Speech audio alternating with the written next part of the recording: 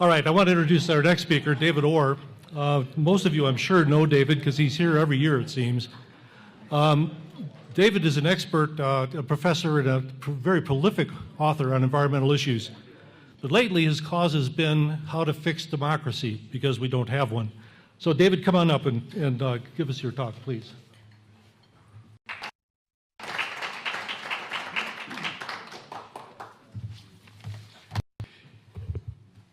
Having been set up by Reverend Durley, the only thing I can do is say this meeting is over.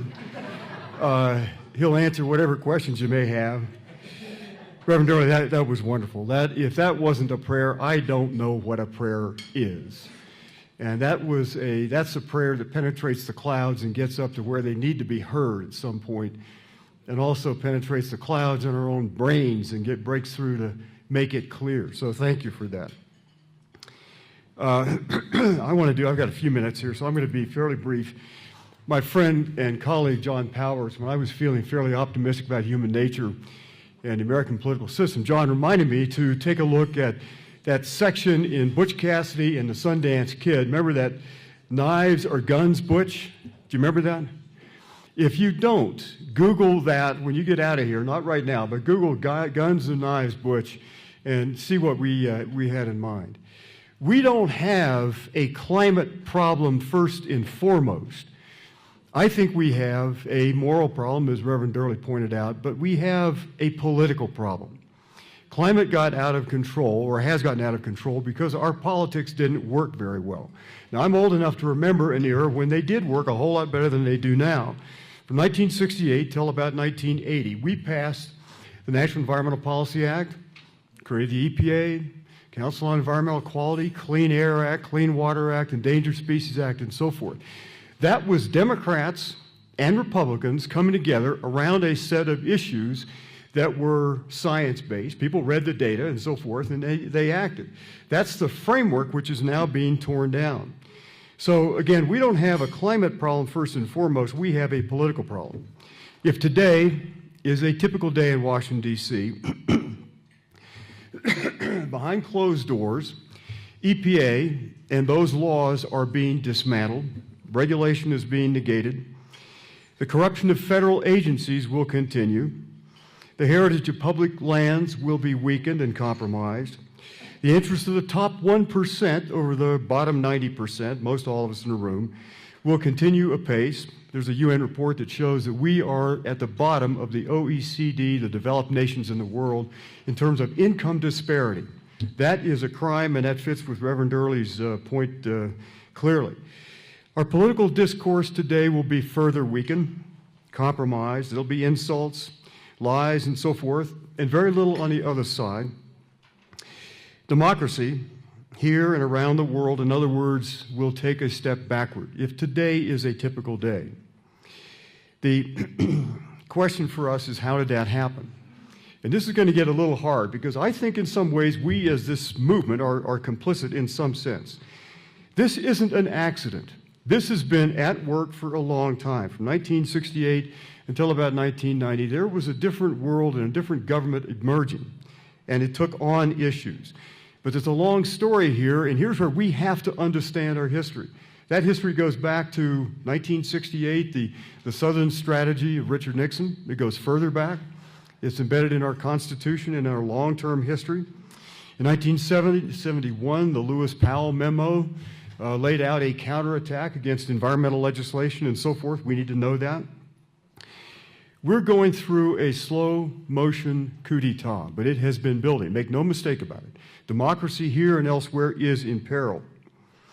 So while we were doing all kinds of good things, writing great books, they were taking over school boards and city councils. Or we were holding conferences in great places like Aspen. They were taking over state legislatures and governor's houses. While we were doing the science, they were taking over Congress and the courts. We were trying to get to yes. They were playing hardball politics and learning how to play politics of that sort on Fox News and hate radio. When we were talking about renewable energy, they were moving on a path to the far right, not conservatism, something far beyond conservatism, libertarianism. While we were getting in touch with our inner self, they were staffing up on K Street, the lobby street. While we're making peace with capitalism, they were lobbying for a $1 trillion plus tax cut for the wealthy who didn't need it. While we were trying to be bipartisan, they were doing hardball politics. While we were reading Leopold and Rachel Carson, they were marinating in Ayn Rand. While we were holding bake sales to fund things, they were being funded by a tidal wave of dark money, the Koch brothers and all their friends. While we were where we were talking to ourselves and being right about lots of things. We did lots of, I don't mean to demean what we've done. It was a great deal. But they were down at the truck stop. They were learning to talk to average Americans that voted, the Trump voter. Now, what do? Here's some random ideas, and we'll pick this up in the panel right after this. Again, we don't have a climate problem first and foremost. We have a political problem. It's how we conduct the public business. There is a large majority of people, when the question is properly framed, that buy into the idea of a climate is a real issue and solar power, renewables, and efficiency as a solution. So the first thing, just random list of things we have to do. We have to first understand our history. Tim Snyder, the Yale historian's review of the book, The Death of Democracy, about the Weimar Republic in last week's New York Times book review is worth reading. Our history bears some resemblance in many ways to the failure of democracy elsewhere at other times. We have to understand, too, that this was a long-term process, the war against government. I've heard a bit of it on the platform here in the last day or so and in previous sessions. We assume that government is going to be the problem. And the fact is, government can be a problem, but so can AREDAY, so can Oberlin College, where I've taught for 27 years. Any organization can be a problem. But government is where we come together to say we, ours, and us. The market is where we say I, me, and mine. You need both. But government is not automatically a problem. We make it a problem by disinvesting in it, by not making it attractive to young people of talent to come in and work as public servants. Every time we demean the government, we demean somehow our collective existence as a society. We can't wish that away. Third point, environment and energy policy and all those things that pertain to it are inevitably political. We say, I don't want to get into the politics of it. You're being political. We are always being political. There is no way to be non-political. By standing aloof from the political process, we're simply ratifying the status quo. We're giving our assent to what is instead of what could be. There is no logical way to be apolitical, never. The same applies to technology. Technology is given here, and I think one of the quarrels I would have with some of my friends here, and they are friends, is that technology is not right or wrong, but it comes, you never buy a device. You buy the system in which that device is embedded. So you buy the supply chains, the corporate vendors, and all the untold and unknown consequences of a technology. Think Facebook here. We got together around Facebook, and the idea was to link up a global community. And that's all to the good. Do no evil. But pretty soon that became move fast and break things. And we didn't know what that technology did until it did it. And we still don't know exactly. But technologies come with consequences. And again, it is never simply the device that we buy or the program, it's the system in which that is embedded. And then our trends. Is a reason for optimism. Strictly speaking, optimism means you think you're going to win, and you have evidence to show you're going to win. Pessimism is a sin, you don't want to go there, but the logical position for us is to be hopeful. And hope, I've said elsewhere, is a verb with its sleeves rolled up. If you're hopeful, you have to act. You have to do something. If you're optimistic or in despair, you probably won't. So the situation, our frame, if I had to frame our issues at this point, on one side there is the falling cost curve for renewables and efficiency. It has been dramatic. And it is real. That curve is falling dramatically faster than anyone thought possible even a few years ago. On the other side, there's another curve. It's the CO2 and CO2 equivalent heat-trapping gases in the atmosphere, which are now, if you add up the 411 for CO2, then maybe another 50 to 70 from other heat-trapping gases in carbon dioxide equivalent units, we're coming close to 500 parts per million CO2. There is nothing we can do about that quickly. There is no way to deal with that at the earliest, the most optimistic you can be. With Klaus Lackner's work and others, it's probably a matter of decades or a century. But that is a long-term issue. So these two curves are both true, but they're not equally important. They have very different time scales. So renewable energy, if you ask simply, can we deploy solar and efficiency fast enough to have a renewably energy-powered world, I think the answer is yes, probably over 50 years. But there are a lot of caveats in that, how you move and the role of governments and other things you hope don't happen, wars and so forth. On the other side, carbon dioxide residence time in the atmosphere is very long. And so it would be really smart to assume that carbon dioxide will do what it always does. It stays in the atmosphere and weathers out very slowly. So when David Archer, the climate physicist, said that in 10,000 years, about a quarter of the carbon burned in any given day will still be somewhere in the atmosphere, that's probably a pretty good warning to take seriously. Now, can human ingenuity work around that? I hope so. I hope it does so in a way that also doesn't create other unknown aspects and things that we would be surprised about. But as we look forward, politically, the deck is stacked. We're coming up on elections in 2018 and 2020, and we know the Russian hacking will continue. It, by all accounts, will be worse than it was in 2016. We know that dark money is going to flood over the system in ways that we don't fully understand. But money is awash. The political system now is awash in money that we don't know where it came from or why or what it's intended, but we can assume the worst. Jane Mayer calls it simply dark money. Now, where do we go from here? Let me offer a couple of thoughts. One is renewable energy and climate have to be part of a much bigger movement. And I think Reverend Early got it right. It is first and foremost about justice, justice to those that live with us now, the least among us. So that income gap that has been growing for decades and now has taken a giant leap forward with the tax bill from last year, that is the challenge. To build an environmental movement and a renewable energy movement that fits into this larger movement of justice. And so this has to be a big movement. It's got to be about justice. It's got to be about fairness. It's also got to include future generations. The rights of future generations sounds like an abstraction, but there's kind of an irony here. If we do right by them, we will have done right for ourselves. And then let's get out about the world. And Reverend Early says, let's get out to the masses. The masses don't much hang out here in Aspen. We need to have events like this in Mobile, Alabama, Montgomery, Alabama, Oshkosh, Wisconsin.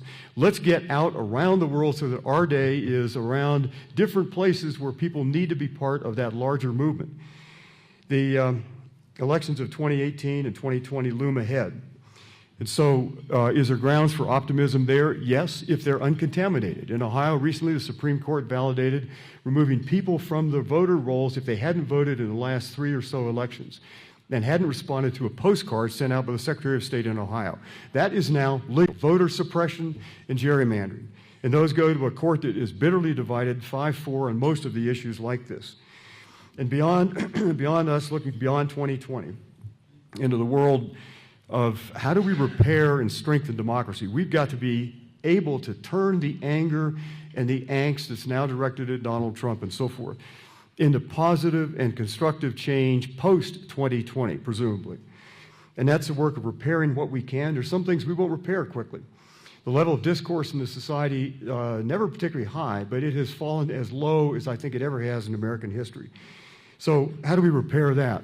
I asked Bill Moyers, or John Powers and I asked Bill Moyers to write a chapter in the book we're working on that will come out in January of 2020 on repairing and strengthening democracy. And Bill Moyers said that he couldn't write one of the most civil, and articulate people in American public life. He couldn't write that chapter. But he couldn't write it not because he doesn't believe in civility, but because he's angry. He said, I try to be civil in my own discourse and so forth, but I'm too angry to talk about how you restore that in American political life. But we've got to do that in some fashion, some way. I responded to him saying that that itself would be a very good chapter in a book, why I can't be civil any longer. But we've got to find that common ground. We've got to learn to strengthen institutions because the challenge for democracy, however bad it is at the moment, the worst is yet to come. Climate change will be a stress test like no other for American public institutions. So those institutions have to be strengthened. We have to build support into the whole fabric of decision-making and the way we conduct the public business. Those are the challenges ahead. Now, there's a question, and all of us involved, and John and I have started this effort looking beyond 2020 and organizing events in various cities across the country and around a book that will include 25 or so authors, including people like Bill McKibben and Jessica Tuckman Matthews and so forth, to try to frame the best ideas we can possibly come up with for repairing and strengthening democratic disorder or order. We don't know that it's going to work. There's no one that can guarantee that democracy will be up to the challenge ahead. I think it is worth fighting for. I think for all the reasons that we can suspect, it is the only governing system, all of its imperfections taken, that honors human dignity. It's the only system that says that we, the people, can rise above our disparities and challenges and angers and so forth to do what is right for life and for our children. Democracy is worth fighting for. Let's get together and fight for it as part of this renewable energy movement. Thank you. That's all up. And we're going to have to re-examine what that word really means. We have decided that David, who is also on our board of trustees and has been with us from the beginning of all of these machinations and meetings and trying to figure out, what to do and what's the smart way forward, that he deserves to be recognized. So we're going to present him. So you are the recipient of the AREI Sustainability Leadership Award.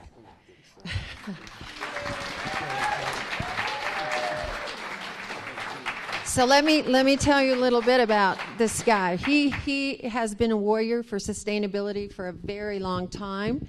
He's written 8 books. The new one is looking at how dangerous climate change is and the collapse, confronting the collapse, and delving a bit into democracy as well in that process. He's written some 220 articles. He was the founder and the chairman of the Oberlin project, which is a project making Oberlin a totally sustainable city. He's been at this for, I won't say how many decades, because look how young he looks. But he's been at it a long time, and he deserves this. Thank you, David, for all your work.